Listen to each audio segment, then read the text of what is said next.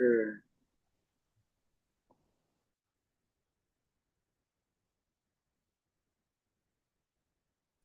Good afternoon, good evening, or good morning, everyone, everywhere, depending on where and when you are watching and joining us. Well, it's a semi-sunny, winter, breezy, almost springish kind of day outside, but it's a little on the chilly side. Okay, it's a lot on the chilly side. Outside my door. What's it looking like outside your door? Well, it is 2025 and it's March. Welcome to March. And then you know what they say about the March winds and the April rains bringing May flowers. So we've already had some examples of that March wind, even though it wasn't March. We've had some tornado winds here in Philadelphia. I mean, rattle the houses, brought trees up, just some ungodly winds. But this is what happens in March. But it's also a time when brides are starting to think about their weddings coming up in the spring. There's some June brides, there's some autumn brides, and some are even right now planning for December to be a Christmas bride. But have they really thought it out? Or are they all caught up in the emotion of the buying of the dress and the shoes and the flowers and the reception? Oh my God, the money that we spend. Hmm. Well, if you're tuning into this conversation, you can join us here in the Zoom room at 8595-832-5993. And that code is 5993. If you're on Facebook or if you're on YouTube and you want to join the conversation, come on over here and be part of the conversation. I am your co-host, Ambassador Prophetess Lisa Park, and welcome to Africa Online TV as we discuss before you say I do. We always, like I said, we always get caught up in the dress and the shoes and the dress shopping and all the preparation for the wedding. But we forget about the marriage that comes after it. But today, we're going to talk about what do you do before you say I do. Right now, we're going to go to my co-host with the editorial of the day. Welcome, Professor Nia Sung. How are you? Good afternoon. Greetings. And to tell the truth, it is sunny but chilly. Went out there before I went to church. I had to dress up real proper, not make sure that I don't get cold on my way to church. All the same, it's weather doing it's Mother Nature actually doing its thing. We appreciate Mother Nature for who she is or for who he is. Oh well, Mother Nature, so it should be a she. All right, that said, welcome to Africa Online Media Corporation. March, as Ambassador Lisa said, is the third month of the year in both the Gregorian and Julian calendars. It has a length of 31 days, unlike February, which just went out, which had only 28. It is a practice every time. March marks the transition from winter to spring in the Northern Hemisphere. This month, March, yes, is coming in with a bang. Chilly days. Well, that's it. The March equinox on March 20th or 21st marks the astronomical beginning of spring. Today, March 2nd, is the 61st day of the year 2025. So 61 days have gone by. There are 304 days left until the beginning of another year. It will be 2026 at that time, after 304 days. There are 18 days remaining, Ambassador Lisa, until the beginning of spring. So things will begin to warm up anyway, gradually, which of course, in those 18 days, we will be preparing ourselves for the spring equinox, which falls on March 20, 2025. This spring will last 91 days. So the coming spring will last 91 days until June the 20th. Today, March the 2nd, is National Read Across America Day, a day to celebrate reading and literacy, often associated with Dr. Seuss. March the 4th, if we can go through a few days of the week, is Mardi Gras, that is Fat Tuesday or Shrove Tuesday, which is the final feasting the final feasting day, that is, before the Christian tradition of Lent, which begins on the following day, that is, on Wednesday. So this coming Wednesday is Ash Wednesday, which marks the start of Lent for Christians. March the 8th is International Women's Day, which is a day that not only celebrates the achievements of women and the progress made toward women's rights, but also brings attention to ongoing struggles for equality around the world. And next Sunday, the 9th, is the start of daylight saving time. If you live in North America, especially in the United States, you have to switch your clock. We say spring forward from 2 a.m. to 3 a.m. before you go to bed. Or if you go to bed, well, most of those clocks are digital these days. But also remember to check and maybe replace batteries in your fire alarm. This is the time to do so. It comes once in every year, so we have to do that on a particular day so we don't forget. Fire alarms are very important in our homes in this country. Did you ever hear of Catherine Berman? She reminds us through her February 19, 2025 write-up, everything you should know about March, that March is named after the Roman god of war, Mars. Miss Bergman loves nature. She loves stargazing and she loves gardening. She provides valuable tips about gardening. But before we leave her with her write-ups about gardening, let us just say that gardening can be a wonderful pastime. And still talking about gardening, are you into it? Are you planning a vegetable garden or something in a pot that you put in your driveway, or maybe in your garage, something that will keep you busy during the spring days? Is it a passion or a pastime? Well, gardening is very important. It's an important part of life. I do it because I love it. And before I go into the rest of the stories that I have to share with you, let's remember that daffodils, some of the flowers I love, are beginning to sprout already. They will spring, they will come up, they will blossom, and they will show us that, yes, spring is around the corner. And that being said, unlike Miss Catherine Berman, AfricaOnline Media Corporation loves raising awareness about important social issues. This third month of 2025, we provide you with tips about marriage. Yes, marriage. We provide you with tips about marriage, the oldest institution, if I may say, in the world. At least the Bible tells us that at creation, Eve was formed from sleeping Adam's rib to be his companion and help. Today, we can remind ourselves and everyone else that getting married is not and should never be a walk in the park. Getting married requires preparation, mentally, physically, prayerfully, and of course, physically. In fact, getting married is like gardening. So before you take out your gardening tools, or in this case, before you say, yes, I do, you have some homework awaiting you. So know your potential partner's background. Know his or her values. Know his or her interests. Know his or her faith. Know his or her character. That is the gardening that you have to do, because you prepare the soil before you plant any seeds. So what then should a potential couple do to start that partnership that leads to marriage? Before you beam with smiles, cross your heart, and shyly or boldly say, yes, I do, I will marry you, what must you know and be able to do in the process?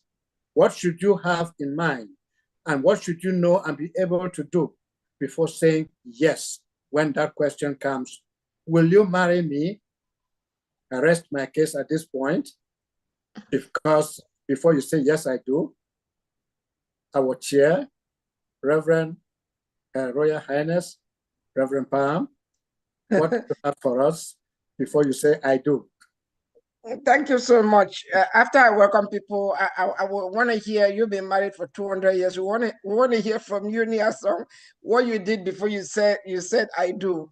But thank you so much, Nia Song, for your uh, inspiring editorials. You know, I want to welcome you, Ambassador Lisa, Dr. Crosslin, to our weekly broadcast, and I want to welcome all our viewers. You know, this topic we've been doing this for whoosh. What? Oh, by the way, our 9th anniversary is coming up in 3 weeks, less than 3 weeks. We'll be 9 years on the air. You know, isn't that something? That's amazing. You know, and so we are grateful for the opportunity for this platform to be able to transform lives and raise awareness about issues that affect our people, seek solutions to those issues, and we are definitely making progress.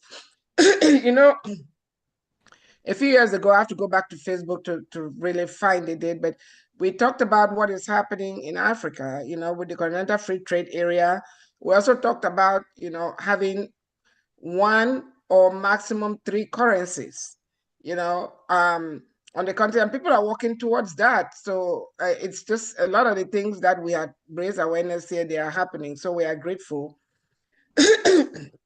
We are streaming on YouTube. And we're going to keep streaming on YouTube, and then we'll just copy it and paste on Facebook. So we want everybody to follow us on YouTube at AfricaOnline TV@gmail.com. Follow us, like us, share. Go back on Facebook. We still have a backlog of some Facebook streamings that are not yet on YouTube because we don't have any staff, you know, but we are looking for student interns. And we are a 501c3, so they will get community service hours or service learning opportunities. So Dr. Crosslin pulled some of your strings. Ambassador Lisa, you are the de facto mayor of Philadelphia. Pull your strings. Nia Song, there's Howard. You know, get in touch with our brother at the Department of Communications. Let's get some student interns so they can help us with some of this stuff. But this topic is a very important topic. We're doing our marriage series this month. And we want to hear from Nia Song before I go back to Ambassador Lisa and Dr. Crosslin. What did you do before you said I do 50 years ago? Well, she's the one who said I do. I popped the question, and she's the one who, well. Oh, okay. So you don't know what she did. Okay, that's fine. It was really like something a friend, her cousin, had prepared her mind about it. Okay. When we met, I went back to Yaoundé because I was a student at the University of Yaoundé in the School of Journalism. And my friend remained behind and talked to her parents. And when I came in December for the Christmas holidays, my friend brought her over and we chatted, and she just smiled and left and went back to their house, and things started from there. And there was no formal talking of that question, what will you marry me? It was just you didn't get down on one knee.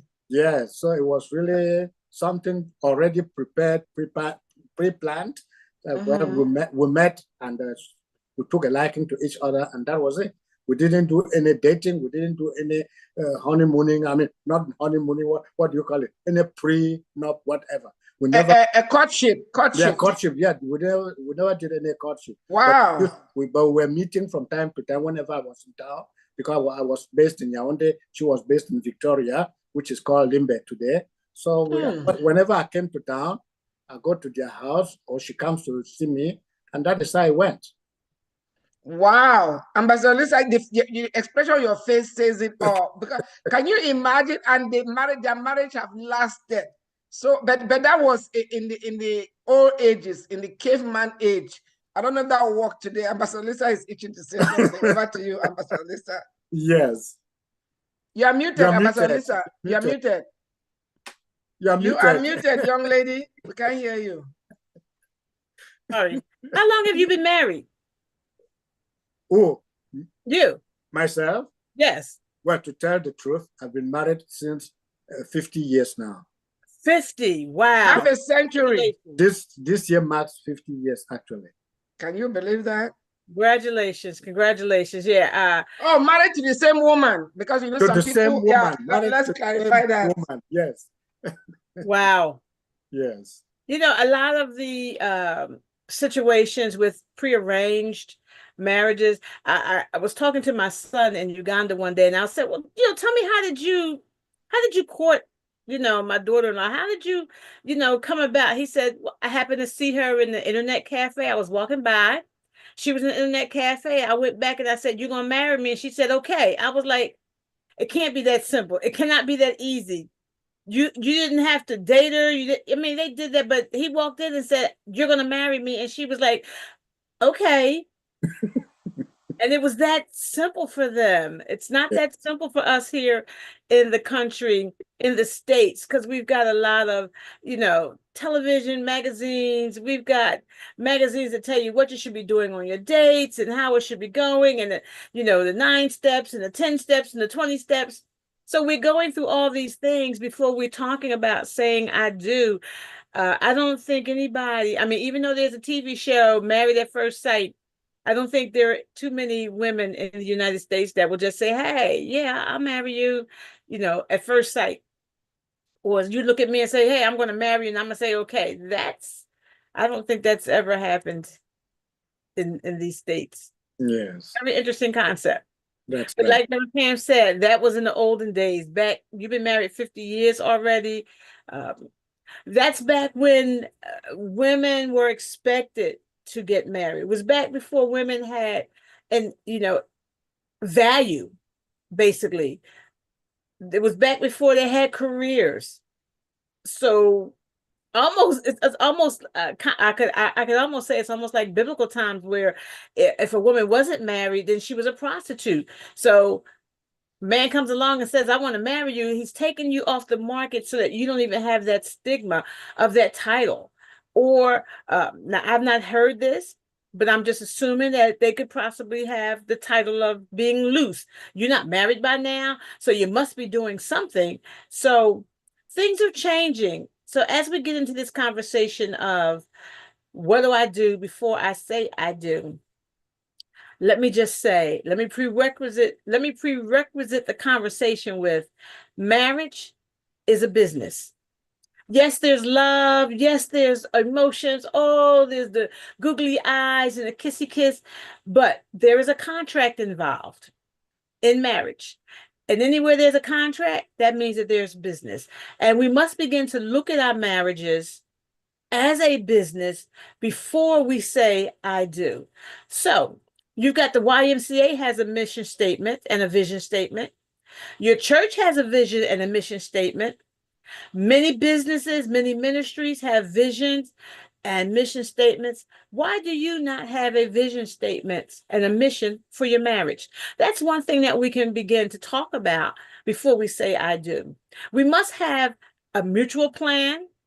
We must have a mutual goal. Um, I can tell you personally from my marriage, when my husband and I got to talking about our marriage some years later, after we got over being mad at each other, after we got finished fighting with each other, and we begin friends again, we began to talk about our marriage. And their son, guess what? We were married, but neither one of us was in the same marriage. His version of what was going on in our marriage was not my version of what was going on. And before he passed, we were able to sit down and laugh about it. But on the same token, we looked at how unprepared. Yes, we had counseling, we had marriage counseling, but still, we weren't prepared to, none of our counseling prepared us to sit down and talk about what our goals are. Where are you going to go? Where do you see yourself going in 5 years? Where are you going in 10 years? So these are the things that are missing in our marriages. In the marriages, I think we're seeing the divorce rate skyrocket. We're seeing people deciding not to marry at all because the divorce rates are so high. We need to sit down and discuss, like business partners. They draw up that business plan, and we're going to go, and before we shake that hand or sign on that dotted line, we're going to discuss how is this business going to run. And if we start looking at our marriages or the marriage, not the wedding, because the wedding is totally something different than the marriage. The wedding is the dresses and the flower and the cake tasting and the meal tasting. That's the wedding. And those few hours together, that's ceremony.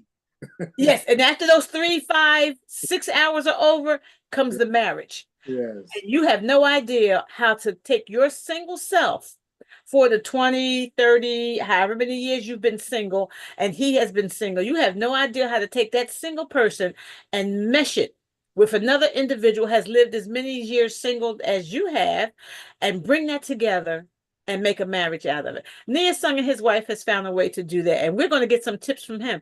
But back to the subject. Before we say I do, what are some of the things that we need to talk about before we say I do? I think that Crossley is on, and I believe she'll be, yes, she just unmuted. So let's ask her, what did you do before you said I do? And what should people do before they say, yes, I do? Dr. Crossley? So, Excellency, Reverend Dr. Pam, and to Prophetess Lisa, and to you, Professor Niasan, and all the viewers, what did I do before I said? Uh-oh. You're breaking up. Are you driving? We lost her. While it is very chilly outside, it's still very windy. At least there she is. Because for me, marriage is a ministry. Thank you. We lost most of Dr. what you had to say. You blocked out. We couldn't hear anything you said. So all we heard is marriage is a ministry. Thank you. So what did you say before that? Dr. Crossland? Oh, okay. I said hello to everyone. I said hello to Her Excellency Ambassador, Her Highness, Queen Mother, Dr. Reverend Pam. I said hello to you, Ambassador, Her Excellency Prophetess Lisa, and to Professor Niasan, and to everyone that's listening. As a young girl, before I said I do, I prayed for my husband way into the future. And because marriage is a ministry. Yes. Okay. And as I said earlier, thank you. That's what we caught the introduction, and then we caught the end that said marriage is ministry. Thank you. We missed whatever came in because your whole camera blinked out as well. Yeah. So, as I said in my opening, marriage is ministry, and ministry is a business as well. So we need to be sitting down and talking about all these important things. How are you going to treat your mother-in-law? How many kids do we want? Do we want kids at all? Are we going to counseling? What kind of counseling are we going to go to? Are we going to be realistic? Even though a lot of people, especially in the church, will have counseling, the pastors will demand counseling, most of the time they're not honest. They're in counseling just to get through counseling so they get on to the wedding. So they can get on to the wedding, but again, they forget that there's that marriage part in between. I know I was in Uganda once, and my brother was counseling a young couple at church, and he was telling me that he was sending them for their AIDS test because that was mandatory, a mandatory part of counseling and preparation for the wedding, that they have to have the AIDS test done, and the results come back in a sealed envelope. But they come back, the couple doesn't bring them back themselves. They send a deacon or some elder from the church to go get the results and bring them back. This way, there's no opportunity to tamper with them. There's no opportunity to change them. So, the medical testing that needs to be done before you say I do. Make sure you're healthy enough. Make sure that you're not bringing any communicable diseases, or any diseases that you don't even know that you have. You don't want to bring that into your match. There are many things that must go on before you say I do. And like I said, I just want to, pinpoint a couple of these very important principles before you say I do. I already said that marriage was a contract. It's a ministry. It's a business. Therefore, there should be a vision and a mission statement for your marriage. We should know where we're going. Not that we're just going to be married and we're just going to be romantic and caught up in all that. Because even in that, There's a lifetime worth of work that needs to be done. And you're not guaranteed to have a life. You're not guaranteed to have 50 years, but whatever amount of years you have, you want to make sure they're good years. You want to make sure they're productive years. So you want to have some discipline. You want to have some focus. You know, God has called us into this marriage commitment. It's a ministry to one another. So we must be actively loving one another. I had an incident yesterday at a funeral where a friend of mine needed to talk to me about his marriage because there was no mutual exchange going on. And he was sharing some things, pointing, of course, at that wife, but they forget that there's those three fingers pointing back at you. And I was able to share with him very briefly how he needed to change. I told him to step out of angry husband and step over into an intercessor's role and begin to pray for his wife in those areas, not God fix her, but honestly, go to God about how you're feeling, how you are feeling about what's going on in your marriage. Not God, she's doing this and she's doing that. But honestly, and I told him the intercessor cares about that soul. You've got to care about that soul not dying and going to hell. That's an intercessor's role. And he got some clarity about the mistakes that he was making while he's pointing that she won't do this and she's not doing that and I'm paying all the bills. But at the same time, you're still doing some things wrong because you didn't understand that you are the head. You're the guide, guard, and govern, and you not doing your part in the marriage because that part of the counseling apparently was missing from his counseling.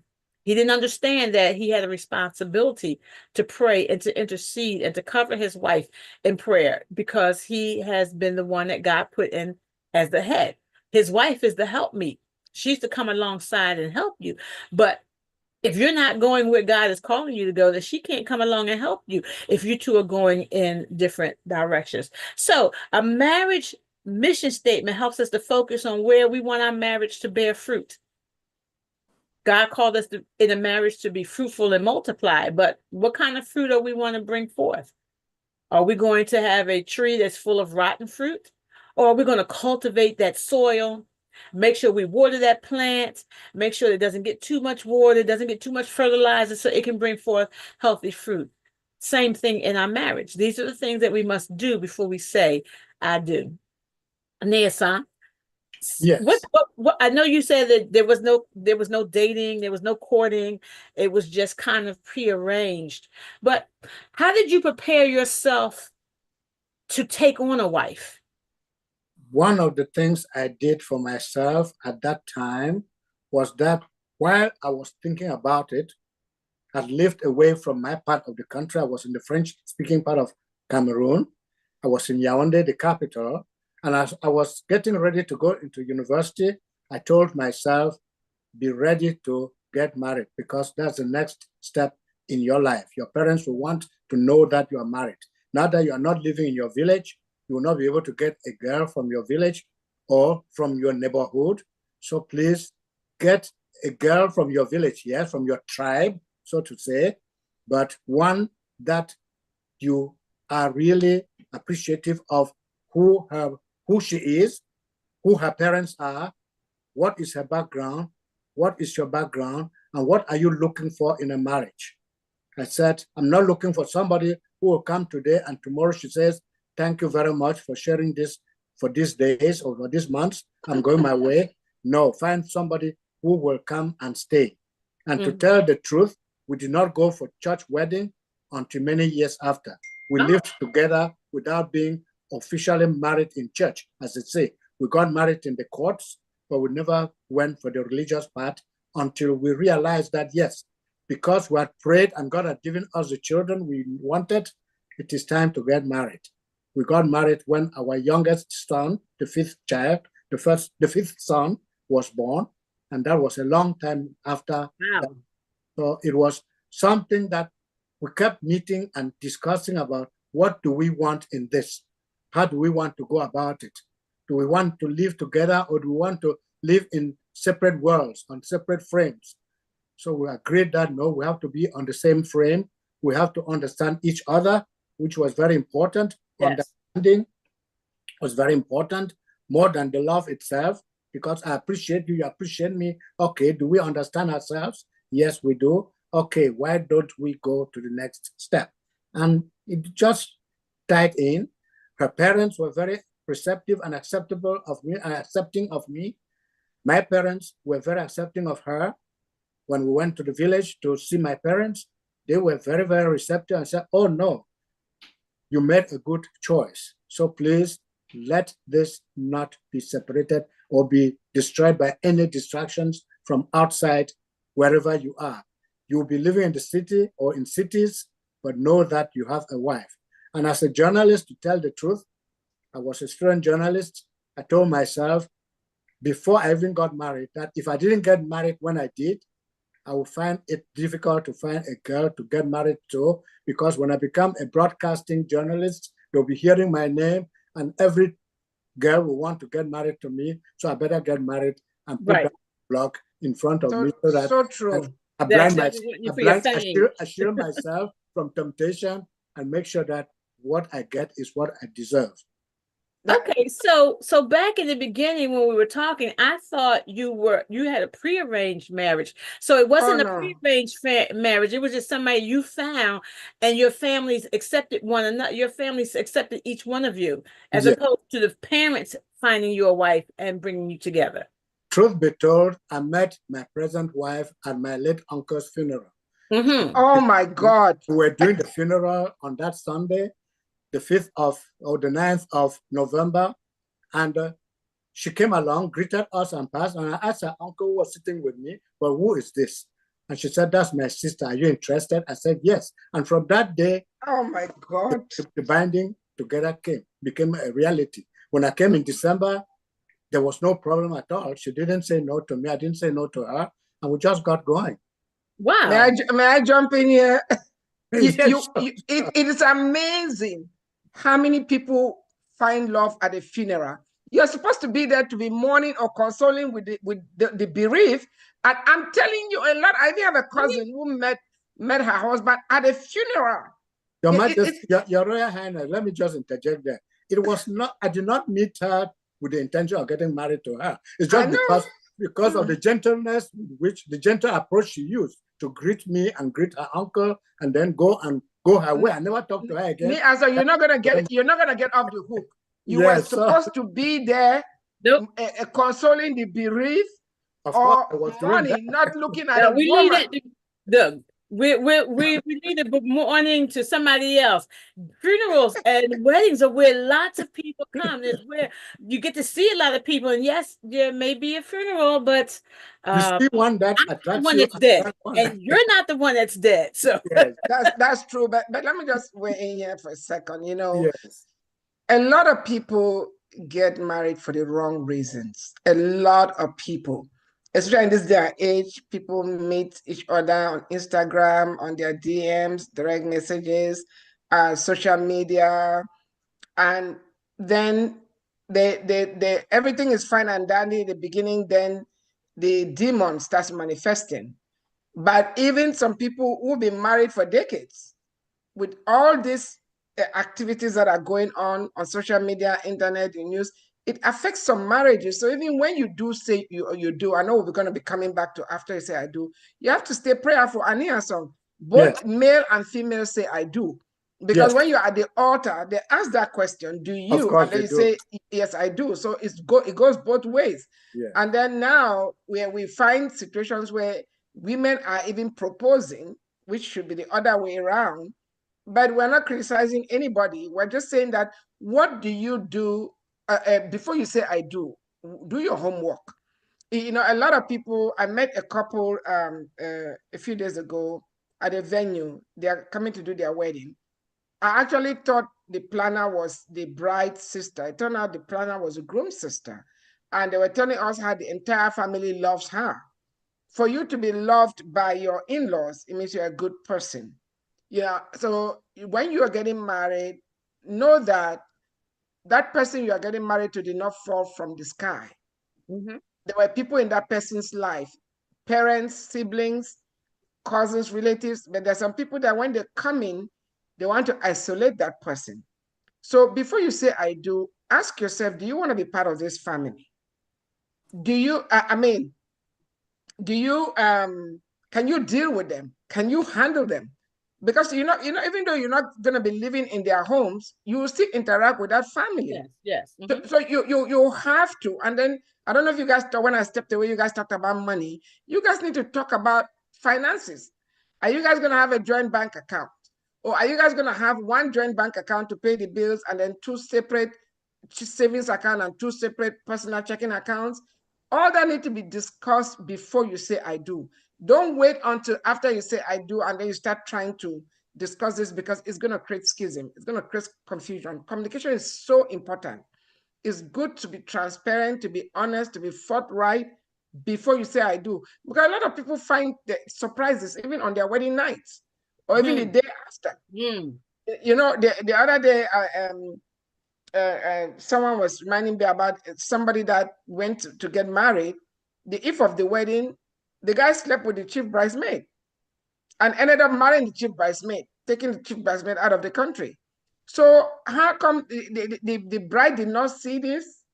That before you say I do, is your spouse the kind of person, or your spouse to be the kind of person that would cheat on you or not? Do they have wandering eyes? If they have those tendencies, don't think that they will change after they get married. It will not change at all. Yeah, don't. You cannot change them. Some people get married thinking they will change somebody, or thinking somebody will not change, but that's not going to happen.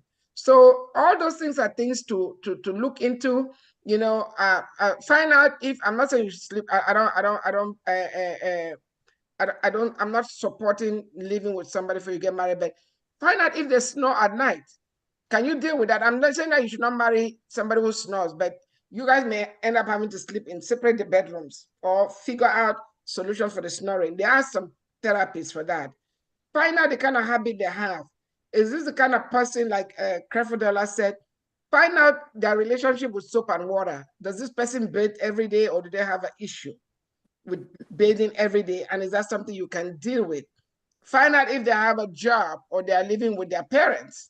Because I know some mama's boys today, they are still living with their mama, with children everywhere. So there are some mama's boys that don't break away, not Ambassador Lisa's boys, because they are not, But anyway, I don't know if Dr. Crossy needs to go next, but I'll hand back over to you guys. They're mama's boys, especially that middle one, but they're not that clingy kind. They're wise. Well, no, I won't say that because let me say, like Leah's son said, he wanted to get married before his name started getting out there because he knew that people then would only be attracted to the name. They would be attracted to the fame. My youngest one says the same thing. He said, Mom, they only like me because I'm a drummer. They only want to go out because I'm a drummer. I ain't got time for that. My son is on a mission. And unfortunately they've been kind of famous since they were children, but I have criterias.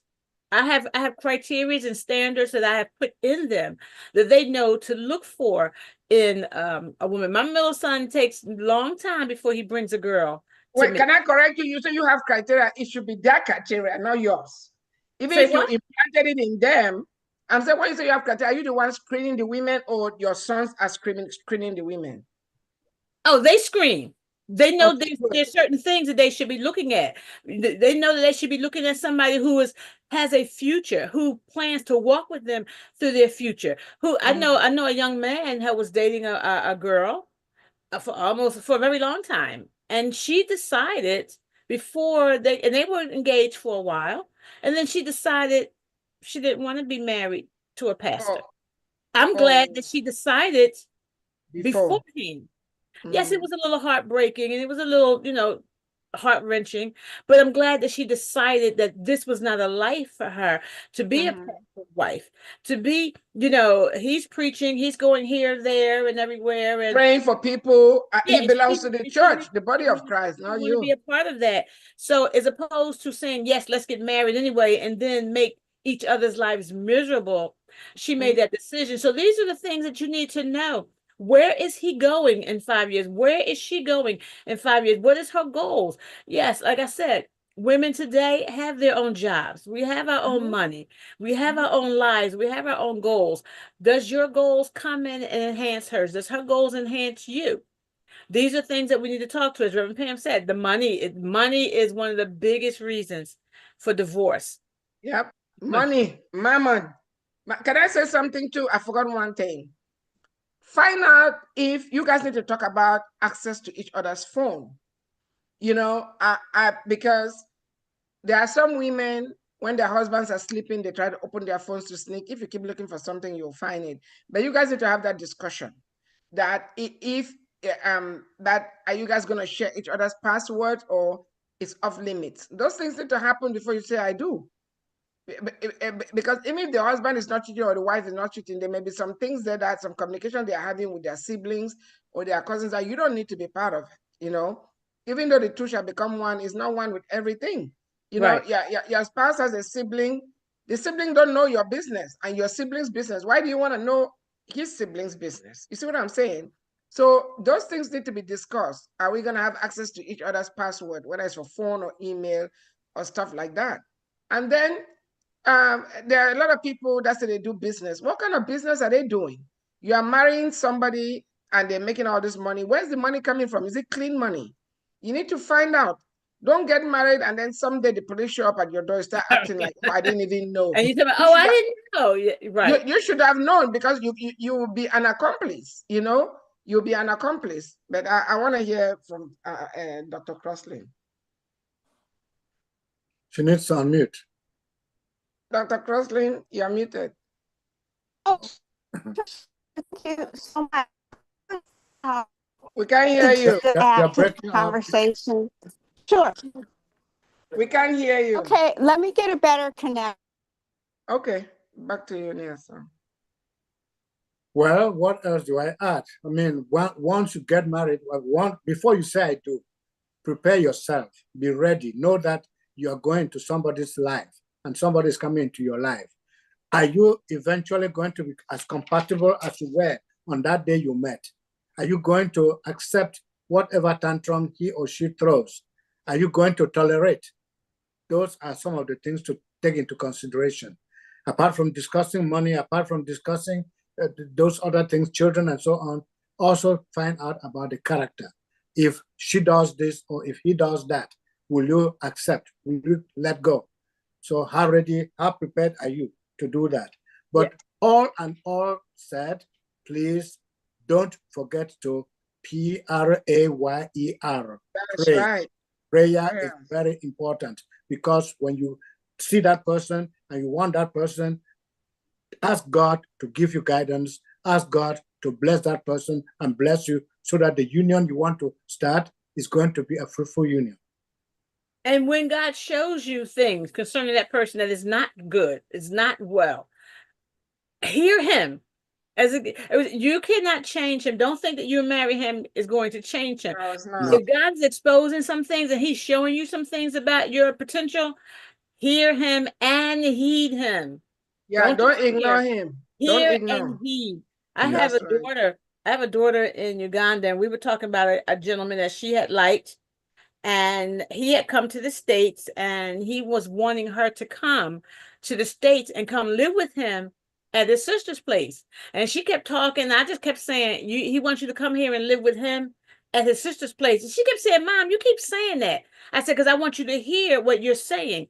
He wants you to come here, live with him at his sister's place. So he doesn't have a place to stay. Which means he is not even prepared for you. Yeah. No, he is not prepared for you, because he's still at his sister's place. Now, I understand times are hard, rent is high, but he's not made preparations, which means he's ready to have a wife. He's not ready to bring someone here, because now you're going to come and they're going to be two women in one house. And that's right. And the kitchen cannot survive that. And it's not good. So no, it's not. Another thing that I share, because we have these conversations on a regular basis, she's always calling to get my opinion and my thought. And I said, you like spontaneity in a guy? Oh, yes. I like it when he just, spontaneously shows up, or he brings flowers, or he comes by and he whisks me off to dinner. I loved it. I said, would you still like it if you were married? Oh, yeah, I would. I said, well, you're a serious-minded young woman. You're saving money. You're going to college. You're trying to buy a car. He still has that spontaneity. He's still coming by and, he's saying, come on, let's go out and have this dinner, or let's go out. And you're trying to save money for things in the house, or you're trying to save money to buy a house. Spontaneity is not so cute now, is it? She says, no, it's not. So these are the things when you're dating, the things that you find attractive in that man, that you love in that man, is not always going to be as equally as attractive in a marriage. So these are the things that you have to consider as well. And she was like, I'd never heard of these things. My mother's never taught me these things, because especially since your mom is kind of an old-fashioned woman, that's why you called me. That's why your mom gave you to me and allows me to share in your life, because I come from a different background. I don't come from that traditional Ugandan or Kenyan or African wife mindset. I come with a global mindset, and I kind of look at the overall arching picture. And one of the things it was saying about making that mission statement, see the big picture. There's nothing wrong with the big picture. See the big picture. Now, take that same big picture and get you a marker and start breaking that picture down and looking at this small piece and that small piece. How do you eat an elephant? One bite at a time. So you want to take that big picture of that wonderful husband with the 4 kids or the 3 kids that you want, but you don't know he wants 5. He may be an only child and he wants a big family, or you want the big family. These are things that must be discussed. This is breaking down that big picture, and let's discuss it. Don't try to sit down and have this conversation all in one night about the whole entire marriage. No, today we're going to talk about kids. Tomorrow we're going to talk about finances. Maybe take a week and talk about it. Yeah, let me jump in here.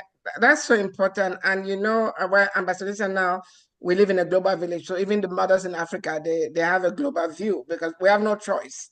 With a click of a button, you'll get into anybody's house. But other things to think about is where you guys are gonna live. If you guys live in 2 different cities, and then interracial or interethnic relationships. Okay, who is gonna move? And where are we going to retire? I know of situations, even naming the children. I know of a marriage that is more than 10 years old, and it was up in the brink of divorce because over a name. The guy wanted the baby to be named after a family member of his. The wife wanted the baby to be named after a family member of her. And it created so much tension I'm talking about a name. Wow. So these are things people need to discuss. I'm not saying that it's possible to discuss 100% of the things, but then another thing to discuss is dispute resolution. When you guys have issues or dispute, right, are you going to call your sister, your parents, or call your neighbor, your friends, or all that? Or you guys need to discuss it. The 2 of you discuss it and take it to the Lord in prayer. And not calling. I am not in support of discussing your marital problems with any human being. Because even the pastor or the priest you are talking to, you don't know what kind of baggage he has, or you don't know what kind of hindering spirits are there if he's praying for you. I'm not saying that it's not everybody, but I'm just saying that the power of a praying couple is unbeatable. If there are issues, you guys discuss it and don't let it linger. I have a friend who purchased a Mercedes for his wife, and when the guy came, they are both physicians. She was not even that excited. She was eating an apple, and he gave her the kiss. Said, "Oh, thank you. That was it." Can you imagine? And then he realized that she couldn't even remember why she was angry with the man. But she's been angry with him for 2 weeks. I was giving me a caution at home, but she couldn't even remember. So that's why it's good to hit the iron while it's hot and on the nail. Don't wait. Don't procrastinate. If your spouse step on your toe, let him or her know that this is what happened. So you resolve it right there, because you could be perceiving something that's not even there. Yes, it's very possible that you could be perceiving something that's not even there, or your spouse may have said something and you receive it wrongly, or the delivery came out the wrong way and you took it the wrong way. And if you start harboring that stuff, instant forgiveness is very important. But communication above all is the most important, because communication breakdown causes even more than financial problems. Let's save That's Right. another part that should go in your mission statement or your vision statement. How will we handle our disagreements? The scripture says not to go to bed, not let the sun go down on your wrath. Make Yeah. it a statement, a declaration that we will not go to bed mad. We may be angry, we may have a fight, but once we cross the threshold of our bedroom, we Yeah. are loving, we're kind to one another. Resolve it. And we Resolve it. will resolve that tomorrow because sometimes you may just need to sleep on it. Just kind of let it go sometimes. We as women, we want to resolve. I hear Reverend Pam because we're women. We want it done right now. We want to talk about it right now, and we want to talk about it till death. A man is not made like us. He doesn't think like us. He's not wired like us. He's got to mull some things over in his head. He's got to roll it around. So don't be looking to have that resolution from him the same time that you want it. Because you, as women, we want to talk things out. It's how we're Yep. made. It's how we're wired. We will talk that thing to death. That's not a man. That's not a man. So you got to understand each other's love language. So you're right, Reverend Pam, the power of a praying wife, the power of a praying husband, Couple. a power Yeah. of a praying couple is very important. Matter of fact, that was a book when I came in yesterday for my meeting, was one of the books that I ordered and sent directly to my classmates. Oh, wow. But Because but he but, didn't but you see, we need to be careful what we say to each other. Proverbs 18:21 says, "Death and life are in the power of it's the the tongue." power of the tongue. There are women that call their husbands he goat. You call your husband he goat, he will start acting like a he goat. He'll be cheating on you. The fact that your husband, somebody saw your husband somewhere with a woman, that woman could be his boss or co-worker. You don't know, or a relative that you've not met. So don't start manifesting. Ask him, find out. And just You know, ask. because there are people out there that are jealous of your relationship and they want to break it. You know, so be careful. And if you, the man, keeps, even if your wife gain weight, stop calling her a fat pig. You call her a fat pig, she'll keep eating like a pig and she'll grow bigger than even a pig to an elephant. Help her lose You the have weight. what you say. Walk with her. Look at Tyler Perry's movie, Why Did I Get Married? Is it part 2 where Jill Scott was overweight and the husband was So making fun that of her? was one. That was the first one. Yes. Well, yes, even on the plane, she could not sit on the seat, Yes. and she had to take a bus. But what I'm saying is, he humiliated her and was sleeping with her best friend. But guess what? The sheriff fell in love with her, walked with her. So when he finally showed up at the book signing, Janet Jackson played that part. He could not believe the same wife, and he was Yes. regretting. The grass is not always greener, and maybe the wife gained weight because of you. Maybe there were things that Exactly. you're supposed to do, or you stressed her out, and she started eating. And if you're in a relationship with somebody, and especially somebody you met, they were looking gorgeous or trim or whatever, then all of a sudden things are changing. Sit down with that person, find out what is going on. They could be sick. There may be some underlying illness that needs attention. You know, don't go and think the grass is greener on the other side, then you start regretting. And then verse 22 of that same Proverbs 18 say, "He who finds a wife findeth a good thing and obtaineth favor." If you maltreat your wife, you will not be successful. Point blank, period. You will not be, because the wife is supposed to bring you favor. And you cannot be tormenting the person that is supposed to bring you the favor. Exactly. Now, Reverend Pam, this is how I teach that particular scripture. It says, "He who finds a wife, not a girlfriend, and marry her." That's right. This woman is already a wife. She's already wife material. She already knows what it takes to be a wife. She's already a housekeeper. She's already keeping her home. She already knows how to cook. She already knows how to handle finances. These are the things that a wife does. She already is a wife when you find her. Find a girlfriend, marry her, and make her a wife. That's not a wife. There is a difference. And then you have an opportunity to sit down and really explain what that means, because people really don't understand. They think, I found a wife, I married her, why ain't she acting right? No, she may not be the wife for you. She may be somebody else's wife. I have a friend who planned to divorce her husband. She had planned to divorce her, and she got a prophetic word that she cannot divorce him because she came along and distracted him from the person that was supposed to be meant for him. So she ended up not divorcing. They ended up working things out, and he ended up passing some years later. But they were able to work out their disagreements because she got that word. that she hindered him from finding the woman that was supposed to be in his life. She got that word. She took back a minute. She stepped back and she thought about some things, thought about where she was wrong, and decided to make some changes. And the rest of their marriage turned out to be way better than the first 20 years of their marriage. And we did not have to, when he passed, we did not have to be there sitting on a separate side of the room because we just wanted to show up or not show up at all. She was able to sit with honor as the widow. His children were able to sit there, not having to decide between we're on mom's side or we're on dad's side. God worked it out. So we got to be willing to let God, as I said earlier, we got to be willing to let God show us some things. And don't think that what he's showing you concerning your mate is not there. It's there. Now, maybe it's a matter for intercession. Scripture says that he tells it to his prophets first. So maybe God is showing you some things that maybe this is what I need you to pray for. But again, women, my dear sisters, I love you to life. But we are so emotional.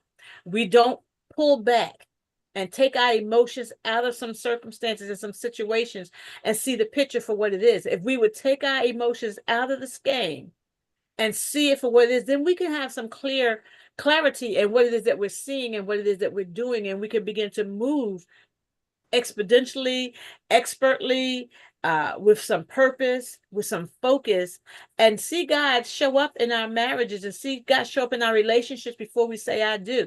But we've got to tune down the emotion because we get caught up. And you know, Pam, this is another mistake, Reverend Pam, where our girls are mistake where they're missing it. They're going with these guys and he's happy. This is my girlfriend. This is my girlfriend. Maybe she's a wife, but they get pregnant before they say I do. And that is not what he was intending. He was looking for a girlfriend. Now you have made him a father. You've made him something that he never intended to be. Now we've got these ugly relationships. We got all these babies who don't have a father in their home because you did not, again, take the emotions out of the situation and operate in this relationship, not give away wife benefits, paying his child support, ironing his clothes, paying his tickets. These are wife benefits. These are wifely kind of duties. And you're doing everything that a wife should do, and he's not having to make that contract. So why should he make a contract when he's already getting the benefits? So why buy the cow when he's getting the milk for free? Get the milk free. So keep your benefits to yourself. They are designed for your husband. But let me say something, Ambassador Lisa. It's not just the woman's fault. If you, the man, don't want to have a child, an unplanned child, protect yourself. Don't have unprotected sex. It goes both ways. It does go both ways, but I'm not putting the blame on anyone, but I'm saying we women are smarter. Men are ruled by their second brain, their second head. We're the smart ones. We got to be smarter. We just got to be smarter. And we can't leave that up to them because they're visual. Once they see it, they're locked in. And I was looking at a show this morning, animal show, and they were saying how the baboons, the females were starting to be in heat, and that part of that skin on their butt becomes bright red. It becomes bloody red, and then all the men come out.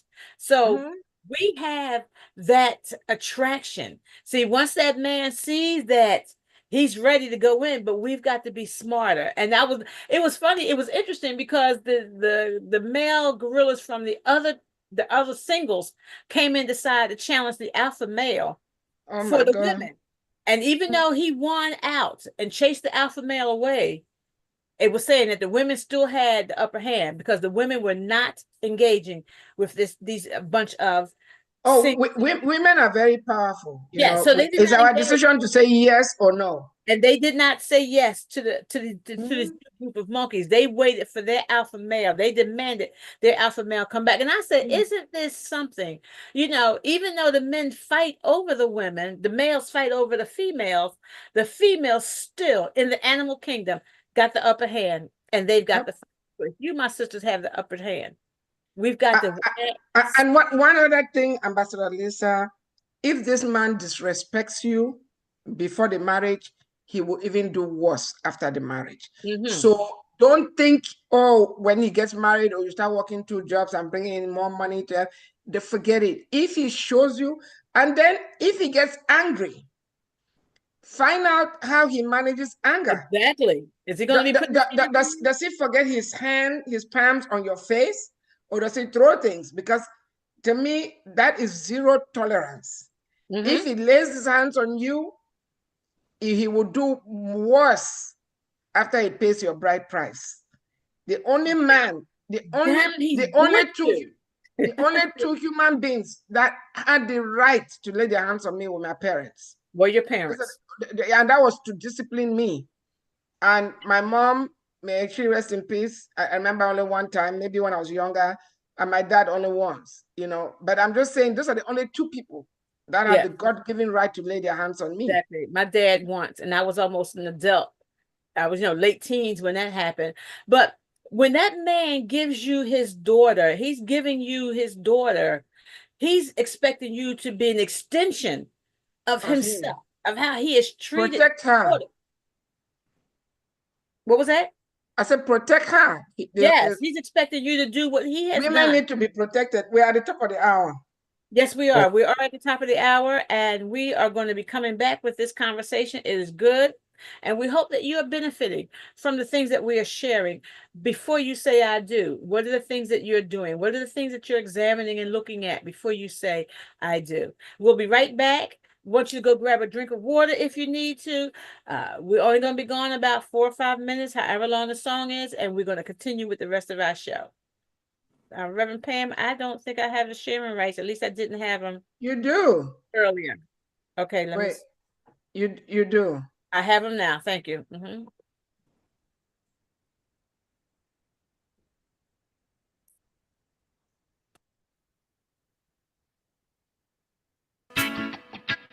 Oh, Africa. Oh, no. Africans, Africans for Africa. Africans, Africans for Africa. Africans, Africans for Africa. Africans, Africans for Africa. Africans, Africans for Africa. Africans, Africans for Africa.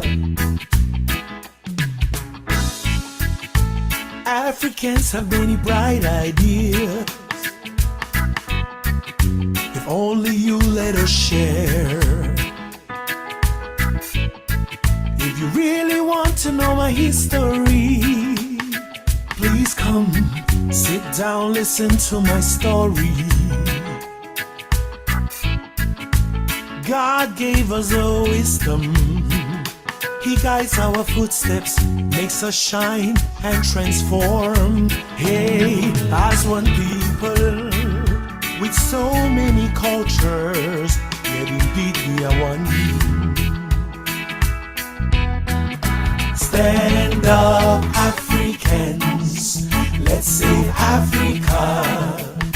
Let us all unite behind AfricaOnline Media Corporation. Stand up, Africans, let's save Africa. It's time to come together, promote awareness, progress, and solution. Hey. Africans, Africans for Africa. Africans, Africans for Africa. Africans, Africans for Africa. All Africans can rally for a common cause, to believe without judgment in what our brother does. To identify and resolve our challenges, to allow each other's ideas without regard to standards. As one people with so many cultures, yes indeed we are one. Stand up, Africans, for Africa. Let us solve all the problems plaguing our continent. Stand up, Africans, let's save Africa. Let us empower Africans in and out of Africa. Stand up, Africans, for Africa. Africa Online Media Corporation, that's a good way to start. Stand up, Africans. Let's save Africa. They have all the resources we need to benefit our society. Oh.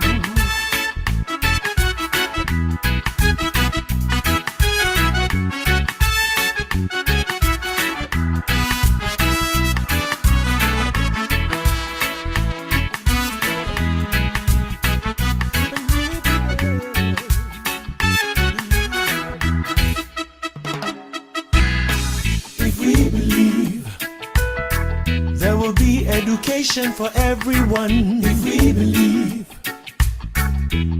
prosperity for Africans, if we believe medical facilitation for Africans, if we believe stand up, Africa, yes, for Africa.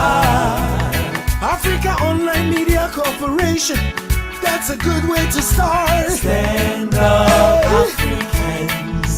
Let's save Africa. Africa is the cradle of civilization, the motherland. Stand up, Africans, for Africa. We were enslaved not because we were weak, but because of our hospitality. Stand up, Africans. Let's save Africa. Jump on the Africa Online Miracle Jet. Don't be left behind. Stand up, Africans, for Africa. Together we shall succeed. Together we will win. Stand up, Africans. Let's save Africa. We are writing our own story, the truth, and we shall tell it to the world. Stand up, Africans, for Africa. No more lies. Africans own Africa. No more lies. Africans own Africa. No. That's right. Listen. Okay. Just a Actually, minute. I think it's me. So we're going to be talking about, is it me or Niason? It's Ambassador you. Lisa. It's you. Okay. Yeah, so next week we're going to be honoring women for Women's Day, International Women's Day. So we're going to, it's still a sequel to this, and then the following week we'll pick up after you say After I you do. say I do. Yeah, so next week we're going to talk about International Women's Day and the role of women in the global community. Yeah, so. Yes, that's it. What else do we do? Dr. Crosslin, before we start the round of the table, but for now. Oh, sorry, announcement. Ambassador Lisa, you want to talk about New York or you want me to? Okay. Yes. Labor Day 2025. The place to be is in the Big Apple. Mark your calendars for the Big Apple for 2025 Labor Day weekend, because our sister organization, Africa's Brain Bank, will be celebrating its 6th annual summit and gala. That's right, ladies and gents, get your tuxedos ready, get your garb ready, get your gowns, because there's going to be a fabulous red carpet on Sunday or Saturday evening. Sunday will be the Billionaires Breakfast. On Saturday, earlier during the day, there will be the summit, the business-to-business exchange. We need you to come on to the Big Apple and get ready to participate in the 6th annual gala and summit with Africa's Brain Bank. And our sister organization, Africa's Brain Bank, is their whole focus is STEM. We're raising money for STEM, and part of their mission statement is to keep Africa's brains on the continent of Africa, to be able to make the education system there where it is as equally as top-notch as traveling to the UK or to the United States or any other place outside of Africa. You know, they say that there are more Nigerian doctors in the city of New York, I believe just in Manhattan alone, than there are actually on the continent in Nigeria. That can't be. So come on, join along with Africa's Brain Bank and help us help keep our African brains on the continent. Thank you, Ambassador Lisa. It's a good thing Dr. Ogoji is one of those, but Dr. Ogoji is Cameroonian, Nigerian, American, but we take credit because he was born and bred in Cameroon and educated in Cameroon for most of the foundation was laid in the same city where I was born. I was born in Bamenda, just like him. And Dr. Ogoji is going to be receiving the U.S. Presidential Lifetime Achievement Award in New York City, Labor Day weekend. So we'll be near a song. Dr. Crosslin, I saw you and the pictures. Dr. Gorom is one of our team members. I saw your picture yesterday and in the collage, so I know you were there. So we expect to see you in New York City. You haven't made it to our event yet. Bring all your pageant queens and Mr. DCs to come to New York. It's not that far, it's driving distance from you. So we are so excited. It's going to be amazing. Our event chair is a brother from Wall Street. We are bringing some heavyweights to speak. So you'll be able to learn a lot. We'll be discussing brain drain, and Africa's brain bank is a solution to brain drain. And it's not just keeping the brains in Africa, it's us being able to access all the brains of people of African descent because we're the smartest people on this earth. And once we can access each other's brain power, we don't need anybody else near some. Yes, I see Dr. Ogoji has come in. Why don't we get him involved? Dr. Ogoji, good afternoon. Welcome from the far northwest of this country. And please, we've been discussing before you say I do. So what was your experience? What have been your experiences? What do you have to say to the young people growing up today, or even the elderly people who want to say I do? Wait, before he does that, I know that Dr. Ogoji is married, so I'm interested in some of the things that he did before he was married. Oh my God, inquiring minds want to know. Yes, I love this show because this show is unscripted. This show is unscripted. Dr. Ogoji, please, when you get a chance, watch the YouTube video. You will not believe what Nia Song did. Secrets come out on this show every time. Well, my mama chose for me, period. Oh, okay. Well, she chose wisely because you are still married. Well, before you say I do, it's a very, very serious commitment because we know that two people from two different backgrounds decide to come together and live together for the rest of their life is not easy. Siblings quarrel, parents quarrel with their children. So two people trying to live together is a very, very serious business. So first thing is to pray that God guide you to choose what you want, to choose the right person. Second thing is to make sure you're looking for a friend. Because if you cannot forgive your friend, you cannot be with somebody else. Mm-hmm. And then thirdly, it is because the things that are important, back in the continent, those days is different. But things are changing now, a lot of things have to come into play. Is it want to do the American way, me, my wife, and my children? Or is it my family marrying your family? These are things you have to consider. Mm-hmm. Two, finances. How are you going to manage your money? Is it my money is my money or my money is our money? Three, if you're going to live in this part of the world, you look at what is your partner's, how past experiences, past experiences financially. People with very bad credit scores, with a lot of credit debt, and you have to talk about it. So that if you get together, you know how to manage it properly because one person will not be building a castle, the other person is spending the money, and put it. So they have to find a balance. Finance is a very big issue. Trust me. Most marriages in America break down because of marriage, because of finances, please. You see people, they have different, they quarrel and reconcile, but when the financial quarrel comes in, it becomes messy. So finances are a big, big issue you have to talk about and say you're going to do it. And then, of course, things like, do you want to have children? Trust me, some ladies don't want to have children, some men don't want to have children. You get married to them, and then you bring a child without their consent. you are in for a trouble. Then other things like religion, believe me, is very important.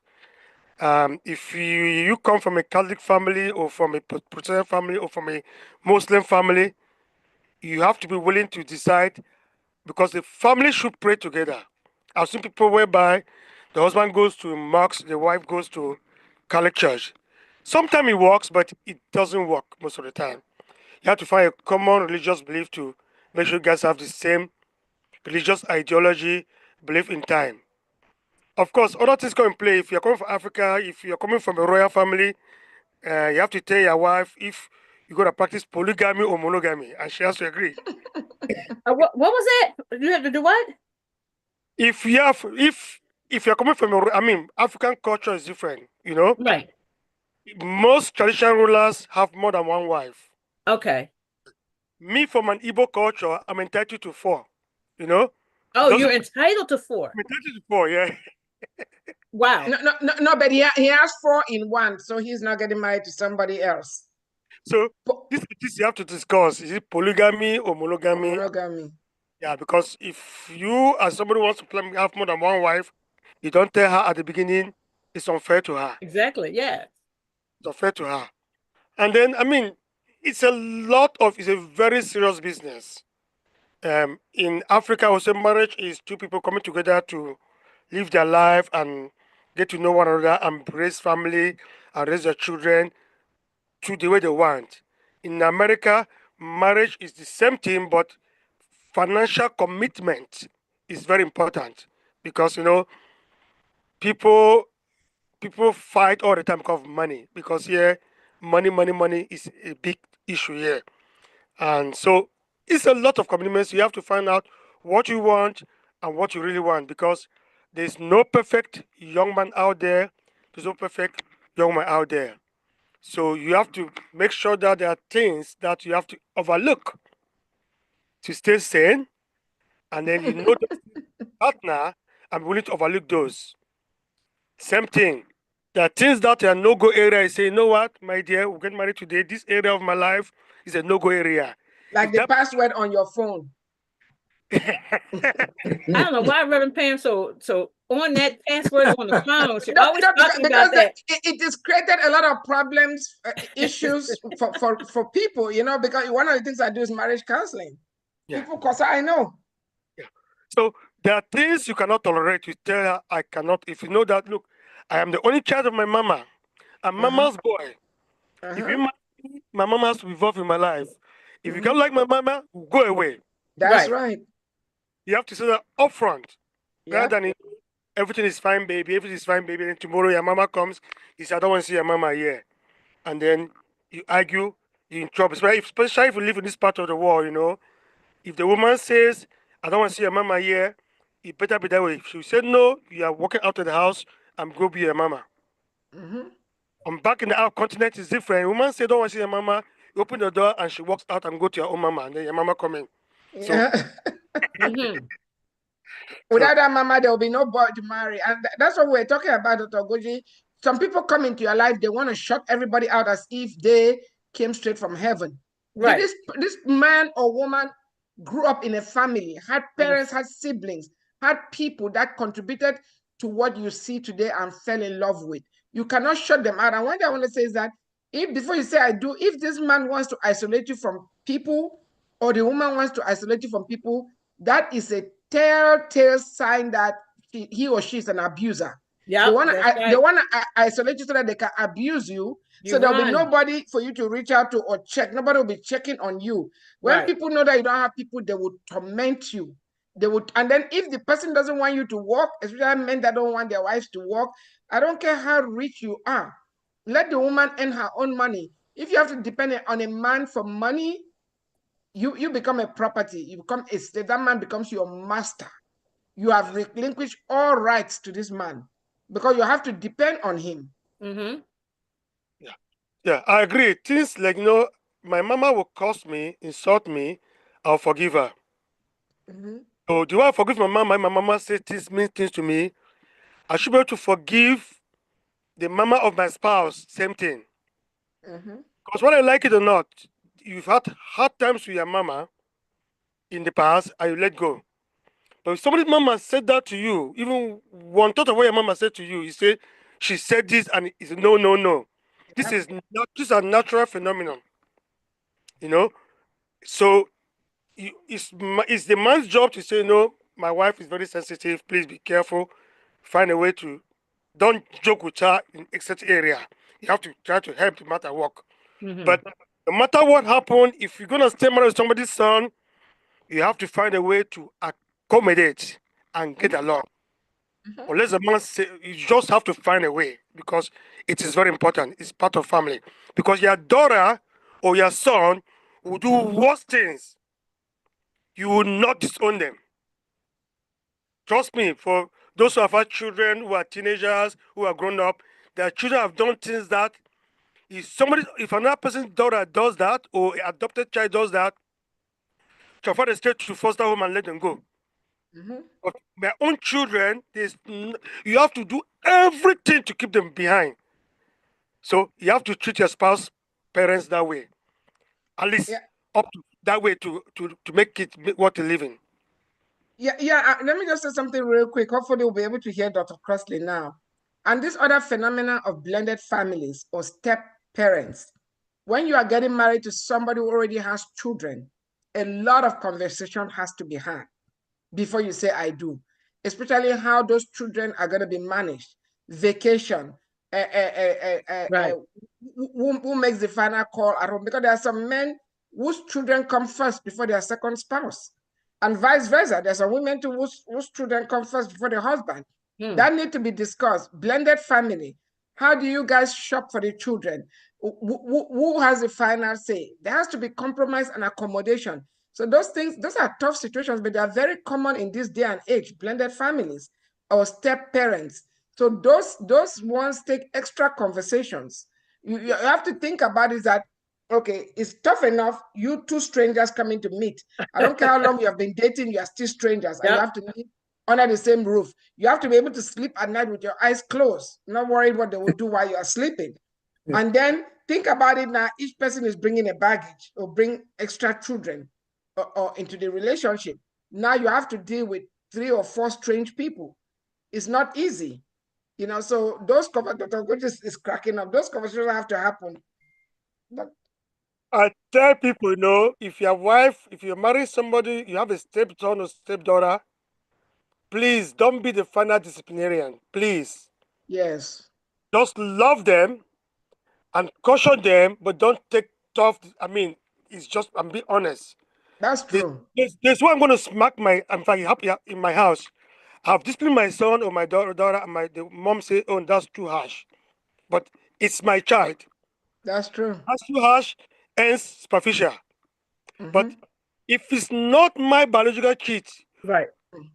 even the kid will say, you do this because you're not my dad. Yeah. So leave the discipline to the biological mom, please. That's please, true. Or the please. biological father. Parents, yeah. Parent, please. Please. Yes. Dr. Crossley, can you speak now? Dr. I probably Yeah, we don't can have hear you. Yeah, we can can hear you now.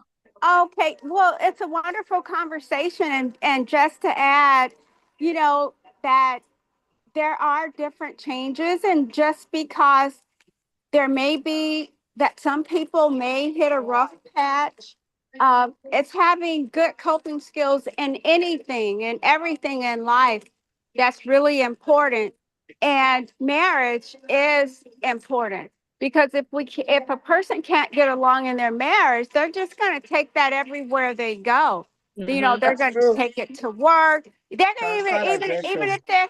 even if they're an athlete, they're going to take it to the basketball court. That's true. Right. That's I mean, true. look at Tiger Woods. And something, and Bill Cosby, all these people. So we kind of want to keep everything in its proper perspective and be supportive of people. I know I tried to counsel someone at church, and her husband was beating her, right? But I read in the Bible it said divorce is not allowed. So No, You it know, isn't allowed. There are circumstances especially in the New Testament, which allows for no, my divorce is point, only allowed when there's adultery. You know, adultery. but there's okay, room for okay, but my forgiveness. point is the man almost killed her. Oh no, So, that's not safe. and I'm not a pastor. I had no business trying to tell somebody what to do in their marriage. So I am not an expert, but my point is I learned from that to mind my own business because the lady, you know, I had no idea that people hurt people like that. Mm-hmm. So, and because the pastor's daughter, she was a lot younger than me, she just thought making lemonade fixes everything. So if someone had a scratch, if a cat scratched somebody, she just gave them lemonade. She just thought lemonade was the solution for everything.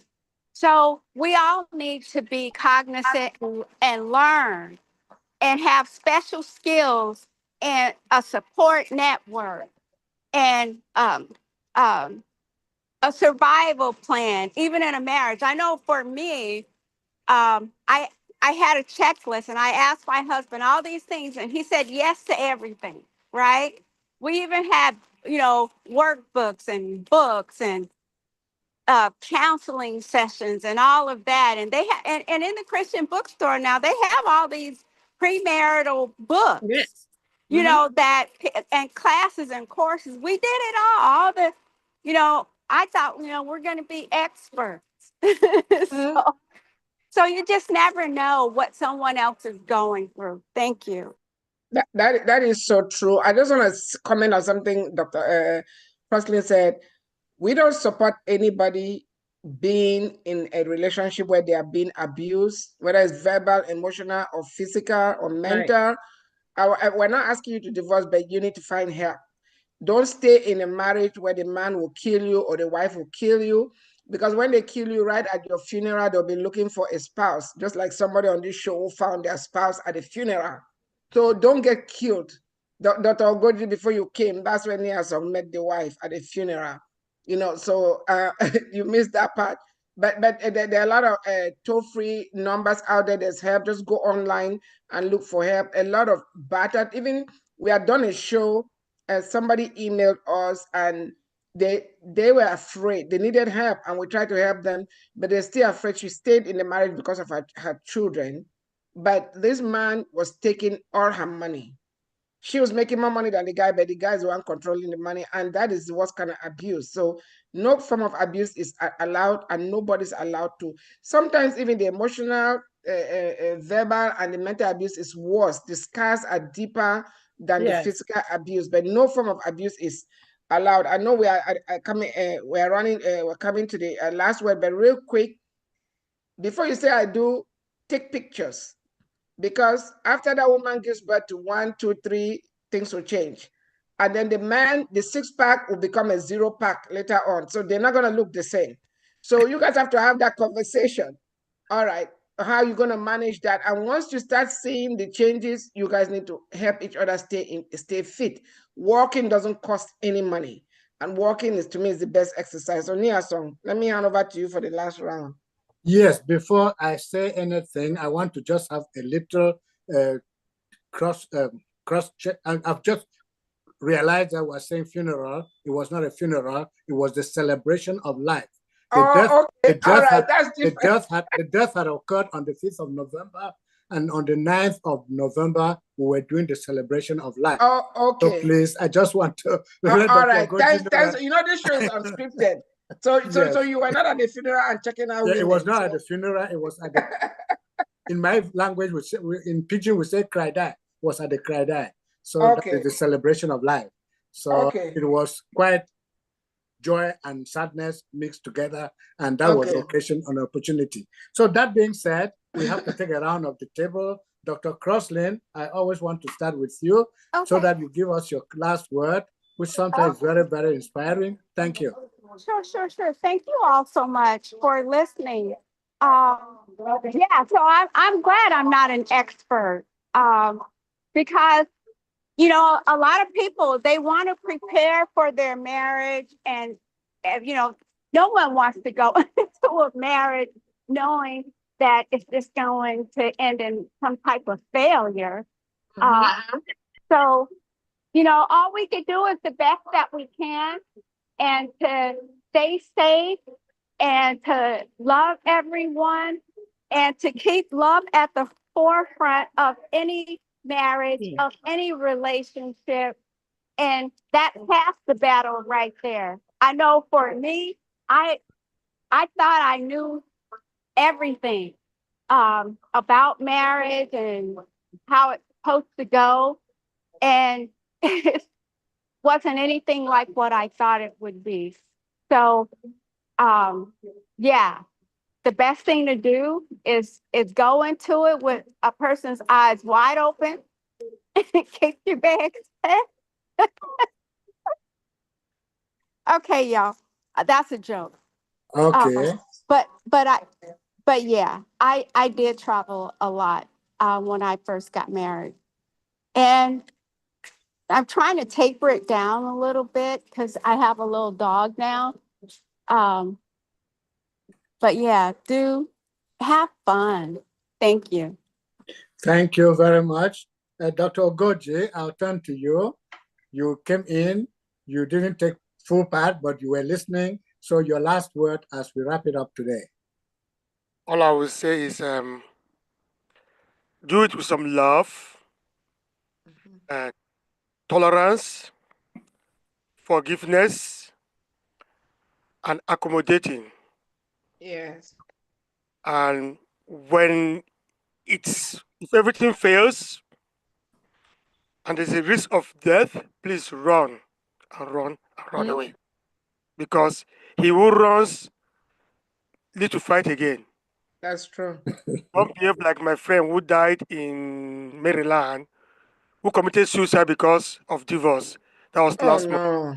A medical doctor the cardiology, he was on the news, who was going through a custody battle with his wife. At the end of the day, the wife asked him to pay $15,000 a month for child support, and the guy took a gun. According to the story, he went to the wife and said, try to kill the wife. I mean, I don't know what happened, but look, he killed himself. Oh my God. I don't know why he did that. I say one, don't kill anybody. Two, if run away before they destroy your career, because I mean, unless he lost his license, I don't know how true that is, or he lost his privileges. If you destroy somebody's professional career, that person is as good as dead. The guy just finished killing himself physically. That's terrible. So when you see if things get worse, please walk away, go away. I'm giving some time. Time heals everything. That guy would have just walked away and let the wife be, and hopefully the wife would have hopefully be reasonable and say, you know what? As long as you take care of our children and support us, that's fair. I don't know. I don't know the details. He's dead. He's dead. So when you see danger, please walk away. Give it some time. People come back to their senses, and then they'll come back and behave better. That's what I'm saying. That is so sad. And pray and look for help because now those children don't have a father. It's a shame. Yes, sir. Thank you very much, Dr. Ogoje.